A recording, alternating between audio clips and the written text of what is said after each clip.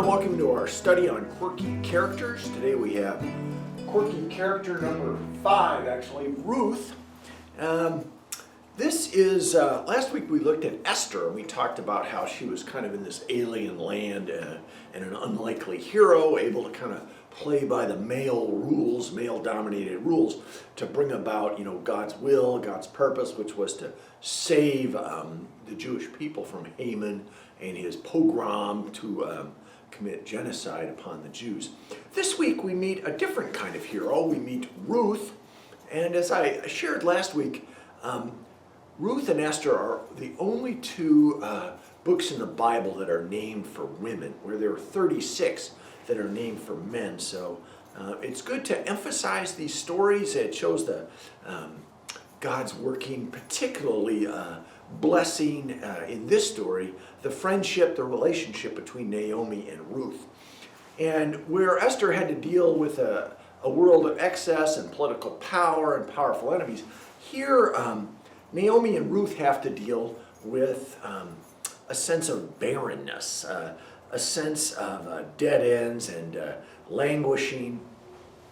There's a sense in which, this is written in the period of the Judges, and one of my favorite seminary professors called it was like the wild, wild west. If you watch any of those movies, you know how unpredictable things are, and things are dependent on the weather or a dominant personality or whatever. Very much at play in the world of the Judges. This is post-Exodus, post-Joshua, yet prior to the coming of the kings, where there was really law and order and more structure. So in the midst of this, Ruth is a book written about Naomi and Ruth, and what's really great about it is this beautiful friendship that these two have, and the dialogue that they have with one another is really missing in the rest of the Bible. We're so rare where you have two women speaking to one another. Usually it's a woman speaking to God or a woman speaking to a male, or male and male all the time. But here they've got some great conversation, and it just shows this beautiful relationship that they have. We don't really get any history or family background on Ruth, but we do for Naomi, who is her mother-in-law. And I'm going to read Ruth chapter 1, verses 1 through 7. In the days when the judges ruled, there was a famine in the land, and a man from Bethlehem in Judah took together with his wife and his sons, went to live for a while in the country of Moab. The man's name was Elimelech, his wife's name Naomi, and the names of his two sons were Mahlon and Chilion. They were Epaphrathites, from Bethlehem, Judah, and they went to Moab and lived there. Now Elimelech, Naomi's husband, died, and she was left with her two sons. They married Moabite women, one named Orpah and the other Ruth.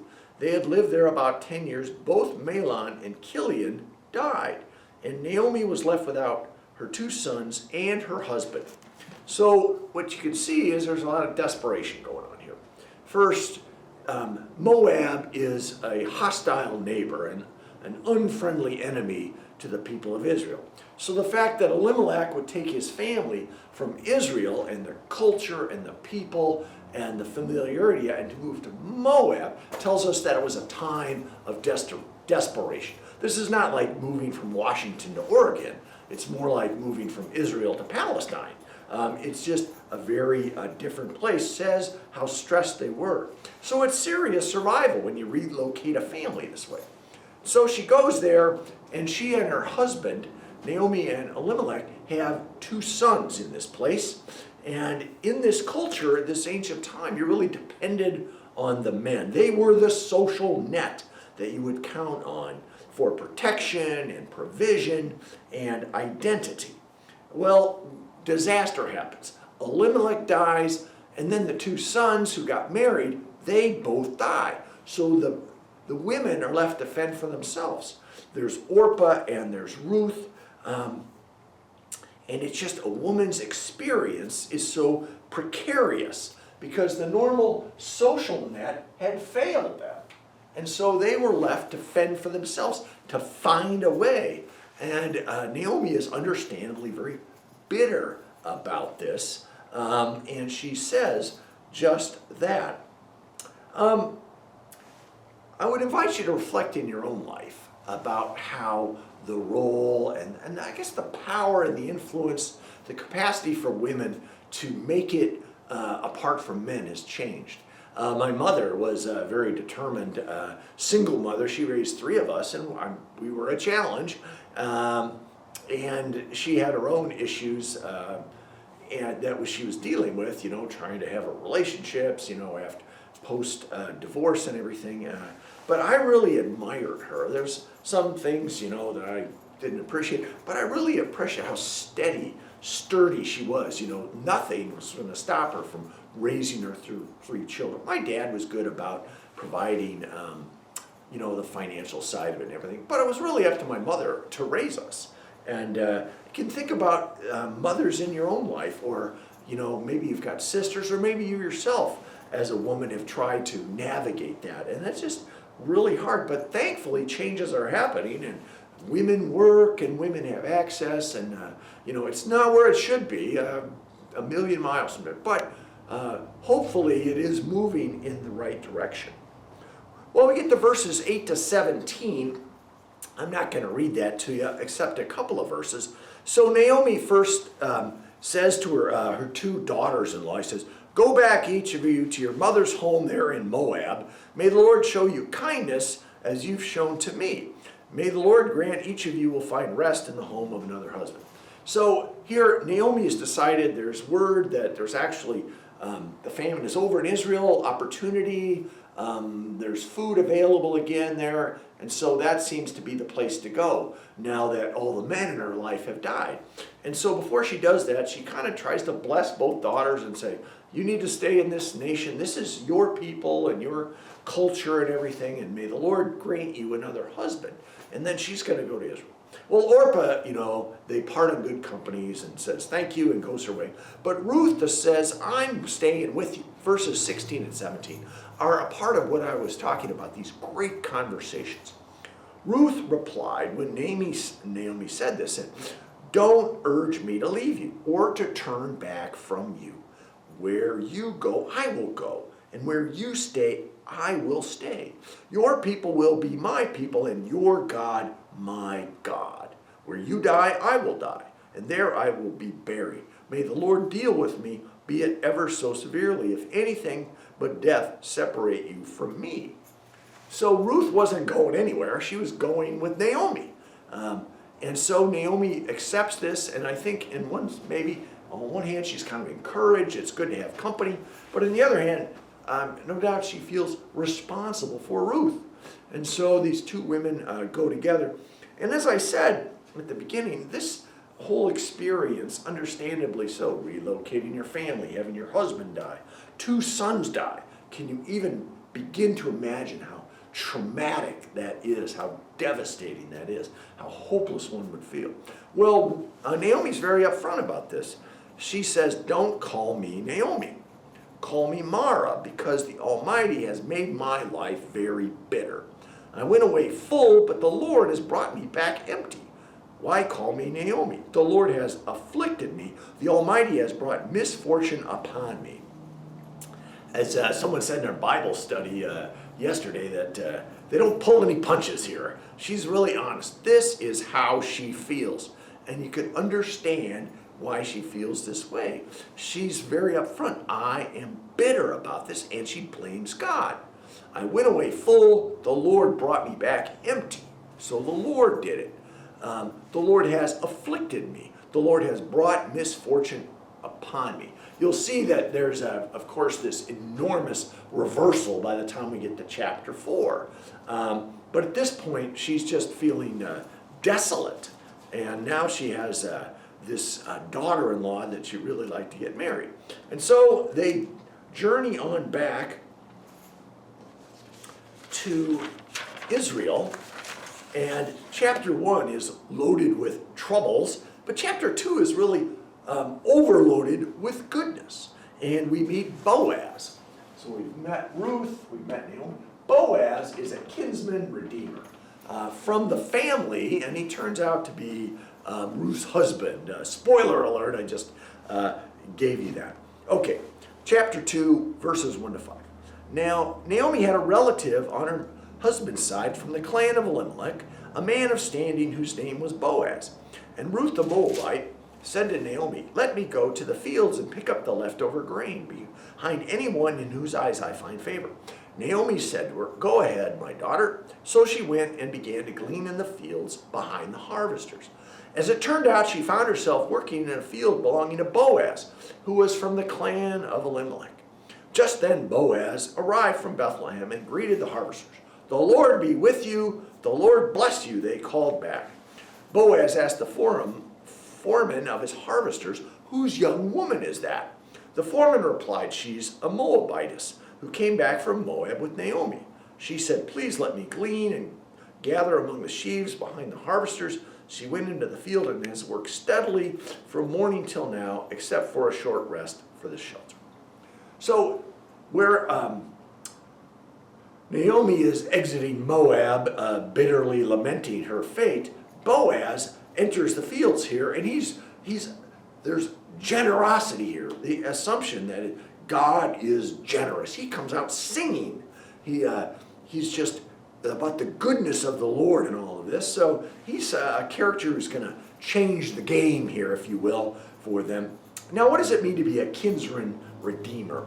It was in the law of Moses that when a family member was desolate or bereft or widowed or whatever, a family member, a relative, a kinsman, had the rights and the obligation to redeem them.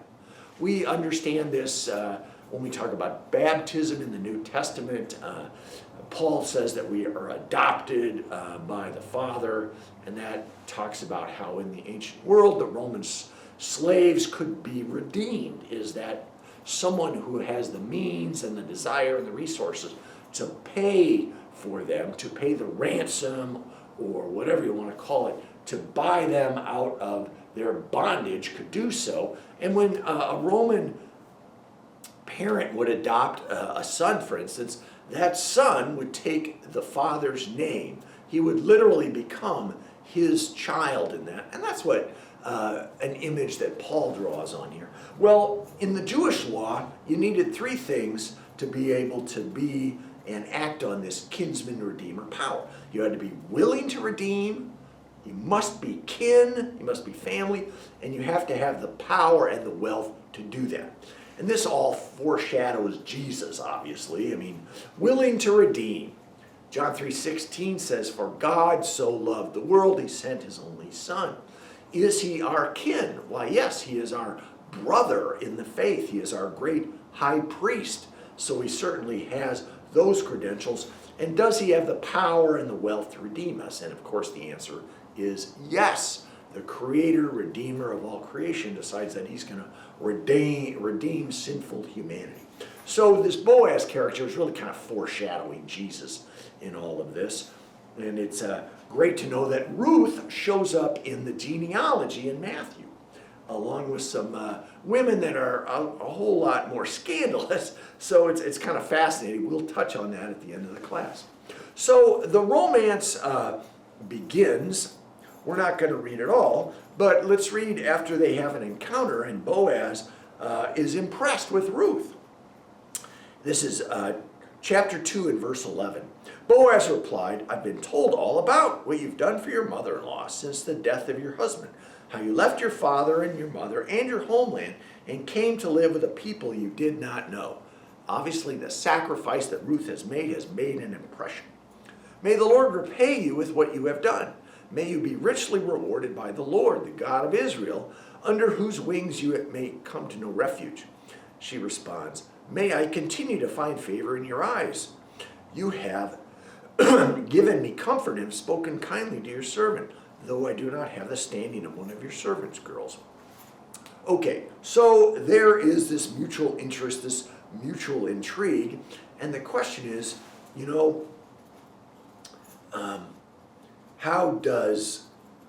what do we learn about Ruth's character here? One is that, yeah, she indeed has risked much, leaving all the security of Moab to accompany Naomi. And we see that in her declaration that she really means business at the end of chapter 1, where you go, I'm going to go. And so this shows us what, the kind of integrity, the kind of loyalty that she has. It's all very desirable. It's all very attractive, to someone. So what do we learn about Boaz's character? He is a very generous character, and he is impressed with Ruth and what he's seen so far. And the child that Boaz and Ruth have is in the line of the genealogy. And so here in the story, he gives Ruth all of this grain, 42 quarts. I'm not sure how many pounds that is. But it seems to me that she walks away with about 100 pounds of wheat. I'm not sure how she carried all that according to the story. But he's given her all this grain in the story as a way of showing, that he wants to take care of her. So that sets up, and Naomi, who's kind of the brains of the operation, sets up, they come up with what I think is a very audacious plan. It's resourceful. Is it manipulative? Maybe. And what I love about this is the goal is that Ruth will have shelter and a family. And it also says something about that God is willing to work in the midst of, not in spite of, but in the midst of human mixed motives and desires and trying to reach their own agenda. God works in that. It happens all the time. I mean, you can think about Jacob, of all the people God chooses to work through, it is this conniver, wheeler-dealer, and in his, he and Laban take turns cheating each other. I mean, God's will is done precisely in the midst of that. And it's a mystery why and how, if God is just and perfect and righteous and all this. But God chooses to do that. Maybe that's the only way you can really work with human beings, with you and I, because we all have mixed motives, don't you? Well, let's listen to the plan they come up with. So Naomi, her mother-in-law, said to Ruth, "My daughter, should I not try to find a home for you, where you will be well provided for?" She's well-intentioned here. "Is not Boaz, with whose servant girls you've been, a kinsman of ours? Tonight he will be winnowing barley on the threshing floor. Wash and perfume yourself and put on your best clothes. Then go down to the threshing floor, but don't let anyone know you are there until he has finished eating and drinking. When he lies down, note the place where he's lying, then go and uncover his feet and lie down. He will tell you what to do." Ruth is ill. She's all in. "I'll do whatever you say," she answered. So she went to the threshing floor and did everything her mother-in-law told her. Isn't this great? The plan is that Boaz is going to be well content, some translations. His belly's going to be full. He's going to be, at least feeling tipsy or happy or whatever. And he's going to fall asleep after a hard day of work right there on the threshing room floor. Naomi's planning on that. She anticipates this is what is going to happen. This is what they want to happen. And so what is Ruth to do? She's to get as dolled up as she can, perfume up, bathe yourself, put on your best clothes, and then when he's sleeping, sneak in there and put yourself at his feet. Well, this does a couple things. First, it puts Boaz in a very compromising position, and it also creates opportunity at the same time. So let's read verses 7 to 15. When Boaz had finished eating and drinking and was in good spirits, right? He went over to lie down at the far end of the grain pile. Ruth approached quietly, not really a place for a rendezvous, by the way, at the old, on the threshing floor. Ruth approached quietly, uncovered his feet, and lay down. In the middle of the night, something startled the man, and he turned and discovered a woman lying at his feet. "Who are you?" I imagine him yelling. "I am your servant Ruth," she said. "Spread the corner of your garment over me, since you are a kinsman redeemer." Well, I love this. Pillar of the community. Scandal written all over this, right? And so here he is trying to just get some sleep after a hard day at work and everything, and he wakes up and boom, there's a woman at his feet. Not just a woman, but a very attractive young woman who he's had some interaction with, everything, and what's he to think? I think he's startled. He might even be angry, immediately realizing what a compromising situation he is in. But Ruth proves to be very industrious, because she responds by saying, "Oh, calm down. I'm here because I'm your servant, and you are the kinsman redeemer. And notice how he responds. So he calms down. He says, the Lord bless you, my daughter, he replied. This kindness is greater than which you showed me earlier. You have not run after the young men, whether rich or poor. And now, my daughter, don't be afraid. I will do for you all you ask. All my fellow townsmen know that you are a woman of noble character. Although it is true that I am near of kin, there is a kinsman redeemer nearer than I. Stay here for the night, and in the morning, if he wants to redeem, good. Let him redeem. But if he is not willing, as surely as the Lord's live, I will do it. Lie here until morning. So she lay at his feet until morning, but got up before anyone could recognize, and he said, don't let it be known that a woman came to the threshing floor. Then he said, bring me the shawl you're wearing and hold it out. When you do so, he poured out 6 measures of barley and put it on her. Then he went back to town. A lot of things happening here, okay? So Ruth is really kind of pushing the envelope here. And Boaz agrees. He receives it, and he says, I'm so delighted. You don't run after the younger men, whether rich or poor. You're with me. So I assume Boaz is much more mature, whatever that means, an older man who is not married at this point. And I love it's kind of a mixed message. It says, everybody in town knows, Ruth, that you are a person of noble character, right? And he says, well, stay here with me for the night. So he's all of a sudden enjoying their little rendezvous that's going on. But later on, he says, she left before anyone could find out about it.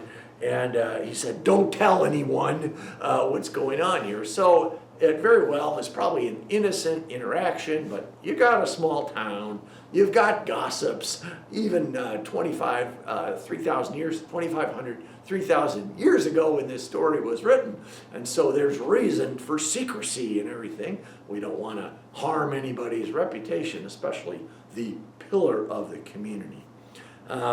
It was funny, in one of the resources I used for this class was written by a very evangelical writer who was just all falling all over himself, saying about nothing happened here, nothing to see, it's all very pure and innocent, and it probably was. But there is a hint of deception here, because this was a plot that Naomi came up with, and Ruth wanted to go along with it. But it all seems to be working out just fine.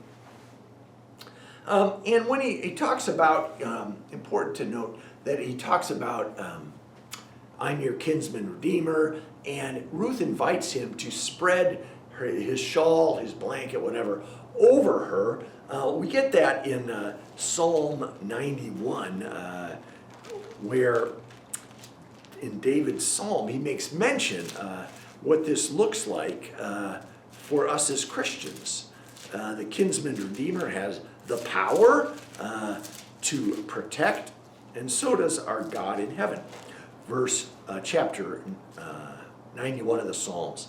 He who dwells in the shelter of the Most High will rest in the shadow of the Almighty, kind of covering him.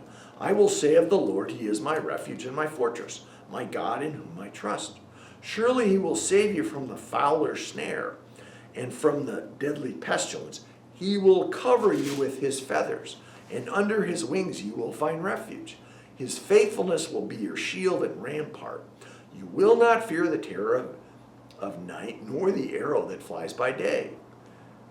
That's a great analogy with what Ruth is inviting Boaz to do, to cover him, to cover her, to protect her, as the Lord covers you and I. There's that sense of protection, there's that sense of shelter and refuge that Boaz is willing to provide for her.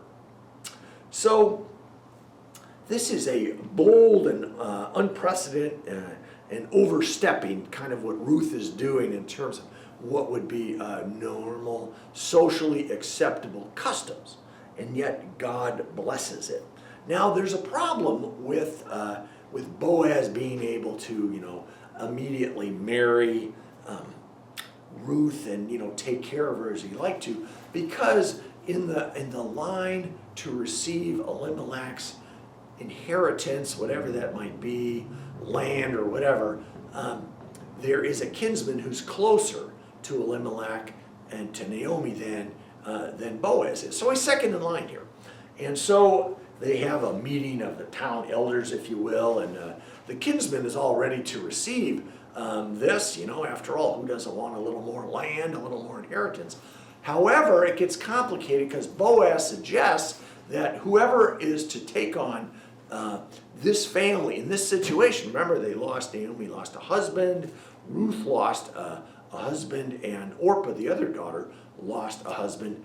And so you've got these women that are in distress, that are destitute, that also need to be taken care of. And it would only make sense that the kinsman redeemer would also marry Ruth. Well, when the kinsman redeemer, who's first in line, hears that, he's like, oh, I don't want any of that because I don't want to have any more children. I've also got problems with my own estate and my inheritance, so I'm glad to pass the ball to you. Now, normally that is not required that a kinsman redeemer marry someone to receive that estate. But here, I think Boaz kind of inserts it, insinuates it. So that is kind of the expectation with all of the men of the town looking on. And we want to do right by Naomi and by Ruth because that's the right thing to do. So I imagine kinsman number one goes running, running home to get out of the way. But Boaz steps in. It's only a formality now, and they marry, and they live happily ever after, and they have children, one of them that is in the line of Matthew's genealogy. Matthew's genealogy is really about Joseph's line, his descendants who enter into this, that they bring, that's kind of their Jewish resume as they come to the birth of Jesus. Interesting, they always name the men, and there are 4 times when they also talk about their wives. And these women are all rather scandalous. There is Tamar, who plays a trick on Jacob so that he will follow through in his commitment to take care of her. There's Rahab, who is the prostitute in Jericho, who hides Caleb and the other scouts and in a sense hands over the city to the Jews. But she had also been a prostitute, although a hero. Then there's Bathsheba, who played along the lines with David's lust and everything to ensure that she would be taken care of, and her son Solomon would be taken care of. So all questionable women that are named in the Bible. And finally we get Ruth, who, if you compare her to the other 3, she was pretty innocent. But she also played kind of fast and loose with the social custom in order to get what was to her benefit and so forth. And so they're all a little dicey, and this is all just kind of leads up to Mary. And Mary's birth, which was out of wedlock and a pregnant teenager, immaculate conception or not, scandal surrounded all of it. So what is the significance of all of that? I think that's a great question. And I guess I think it is just another sign of God's grace that these scandalous women, who are women of faith, by the way, have played a part in the coming of Jesus into the world. And it says something about the way Jesus died for everyone. And we are all somewhat scandalous because we're all sinners. And I find this story to be another example of God's overriding grace. And that we're all quirky characters, we're all, bad to the bone maybe, with our mixed motives and so forth. And it's only in the righteousness of Christ that we're made whole and holy. But before we were sinners, Christ died for us and redeemed us. So God loves us sinners, and it is by the grace of Christ that we are saved. And God doesn't have a problem working in and through and with us. And again, I find that to be a tremendous sign of grace. And in closing, if you look at Ruth 4:15, so Boaz took Ruth and became his wife. Then he went, and the Lord enabled her to conceive a son, and she gave birth to a son. The women said to Naomi, "Praise be to God, who has this day has not left you without a kinsman. May he become famous through Israel. He will renew your life and sustain you in your old age. For your daughter-in-law who loves you, who is better to you than 7 sons, has given him birth. I love that reversal. Remember 121, call me Mara, means bitterness. The Lord's afflicted me. He's put misfortune in me. But here, the women cry out, and they're singing. They're singing like Boaz was in chapter 2, saying, God will renew your life and sustain you in your old age. She is redeemed, and her daughter-in-law loves you better than 7 sons. That's saying a lot. Let us pray. Dear Jesus, thank you for Ruth. Thank you for all these characters in the Bible like Naomi and Ruth and Tamar and Rahab and Mary and all the women and the men you work through to accomplish your purposes, and that your grace comes to us whether we're worthy or not, and you are determined to accomplish what you will in our lives to bring us to salvation. In Jesus' name, amen.